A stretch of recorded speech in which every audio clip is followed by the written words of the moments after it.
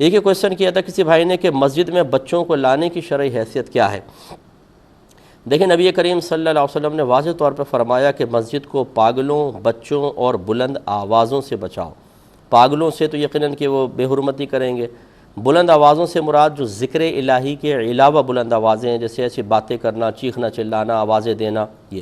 اور بچوں کے سلسلے میں تفصیل یہ ہے کہ اتنے چھوٹے بچے کو مسجد میں لانا جو پیشاب وغیرہ کا نہ بتا سکے حرام ہوتا ہے۔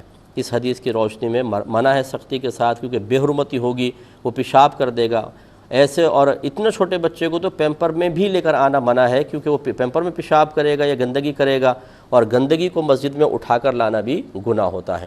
دوسرا، یہ اتنا بڑا بچہ کہ پیشاب وغیرہ کو تو بتائے گا، لیکن اگر آپ ادب سکھائیں تو وہ سیکھ نہیں سکے گا۔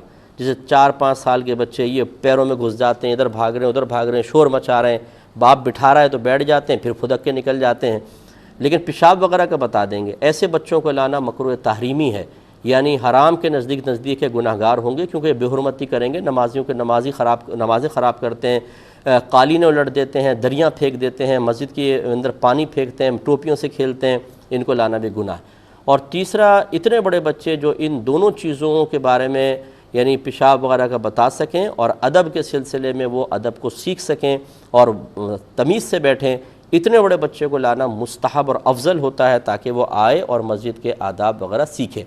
اب ہمارے یہاں یہ ہوتا ہے کہ چھوٹے چھوٹے بچوں کو لے آتے ہیں، یہ خصوصاً خواتین بھیجتی ہیں، بولتی تم جا رہے ہو شیطان کو بھی لے کے جاؤ، میں کہاں سنبھالوں گی؟ اب وہ اپنی جان چھڑا لی، وہ لا کے ابا جان بھی تکبیر باندھی چھوڑ دیا بچوں کو۔ اب جو مسجد کی بے حرمتی کرتے ہیں بچے، اب ان کو اگر منع کریں، کہتے ہیں آئیں گے نہیں تو سیکھیں گے کیسے؟ ارے بھائی، سیکھنے کے لیے کیا بچے کا مشاہدہ اتنا گہرا ہے؟ کیا وہ اتنا سمجھدار ہے کہ آ کے بیٹھے اور دیکھے بھی آداب کیا ہیں، بے ادبی کیا ہو رہی ہے، اور وہ سیکھنا شروع کر دے؟ کیا یہ آپ کا ذہن ہے؟ اگر ہے تو بہت ہی عجیب و غریب ذہن ہے۔ اور اگر آپ سمجھتے ہیں کہ وہ اتنا چھوٹا بچہ ہے کہ خود آبزرویشن کے ذریعے، مشاہدات کے ذریعے کچھ سیکھ ہی نہیں سکتا ہے، تو پھر آپ نے یہاں لا کے جو چھوڑا ہے تو تربیت کا کیا اہتمام ہے؟ کس طرح سیکھے گا وہ؟ تو یہ صرف ایک ہیلا بہانہ ہوتا ہے، اور اپنے نام اعمال میں بے شمار انسان گناہ لکھوا لیتا ہے۔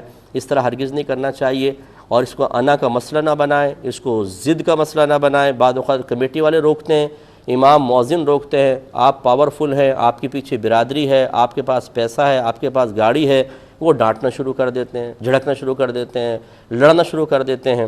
خصوصاً جو چندے دیتے ہیں مسجد کے اندر زیادہ، وہ بھی چندے روکنے کی دھمکی دے دیتے ہیں صراحتاً، یا کہتے ہیں ٹھیک ہے پھر یاد رکھنا اس چیز کو۔ ارے بھائی، آپ اگر چندہ دے رہے ہیں تو کون سے احسان کر رہے ہیں کسی کے اوپر؟ اپنی قبر بہتر بنا رہے ہیں، اپنی موت میں آسانی حاصل کر رہے ہیں، آپ جنت کے درجات حاصل کر رہے ہیں، میدان معاشر میں عزت ملے گی۔ آپ کیا کمال کر رہے ہیں؟ آپ نے کون سے احسان کیا اللہ تعالیٰ کے گھر میں پیسہ دے دیا تو؟ اور اس طرح کے احسانات جتا کے انسان یہ سمجھے کہ مجھے آخرت میں کچھ مل جائے گا، کچھ بھی نہیں ملے گا۔ لا تبطلوا صدقاتکم بالمن والاذى، اللہ تعالیٰ نے فرمایا کہ اپنے صدقات کو احسان جتا کر اور تکلیف پہنچا کر ضائع مت کرو، تو ضائع ہو جائیں گے۔